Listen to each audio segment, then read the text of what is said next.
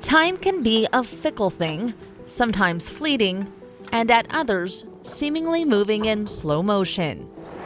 For communities haunted by an unresolved crime, I don't know why anybody would do this. it's often a little bit of both. Something awful happened that day. It was a quiet summer's evening in 2001 when the call came in just after 5:15. Some neighbors had gone over to the house behind us and had found the occupant there, who's a 72-year-old lady, injured and non-responsive. The cheerful display of Christmas decorations left up year-round outside the home was a stark contrast to the horrors of what police found inside. At this point in time, we're treating it as a homicide. It was the bloodied and beaten body of Ila Mae Clark, a mother, grandmother, and woman fondly known as Sis around the neighborhood. Sissy was a pretty quiet woman too. I mean, she was nice. She'd talk to you if you went up to her house and stuff. A shocking attack that left the community jarred. So it was just such a brutal murder. Reporter Mike Donahue covered the case for the Marshalltown Times-Republican and remembers it vividly. Here was a woman, 73 years old, just a week shy of her 74th birthday, looking forward to having fun on her birthday. An autopsy found Ila died of blunt force trauma, with the killer using a weapon of opportunity. Robbery, police say, is the prevailing theory.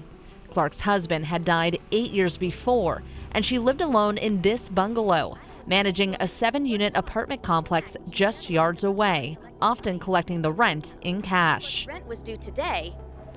Someone else had to collect it. Clark's home once stood in this lot, but has since been raised to make room for commercial businesses. But police tell me that because of this busy roadway out front, they believe the murder was premeditated, with the suspects carrying it out under the cover of darkness. Responding officers found sign of forced entry and evidence of a struggle inside, with $500 reportedly missing from the till. I know it bothers Marshalltonians extensively. That includes one particular officer who was there at the scene. Marshalltown Police Captain Brian Batterson doggedly pursued the case for decades. I could tell by the tone of his voice the day I interviewed him about this that he was still bothered that due to incidents, his department was not able to connect the dots and find the perpetrator or perpetrators. The captain had narrowed in on a theory surrounding 3 people, including a getaway driver, one of which left town for Louisiana immediately after the killing. He got a search warrant for the car, but unfortunately, Louisiana authorities did not act on it promptly. In the meantime, the car rolled in a traffic incident, and the authorities threw everything that fell out of the car back into it, so evidence was compromised. Police say that one of the persons of interest has since passed away and another has refused to speak with them. Meanwhile, time has proved it waits for no one. Captain Batterson passed away at 56 years old last year and was laid to rest just on the other side of the cemetery from Ila, who was buried on what would have been her 74th birthday, right next to her beloved husband. Perhaps in a nod to the beloved captain, and definitely in an effort to finally get closure for Ila's family, a pair of police investigators are re-examining the case.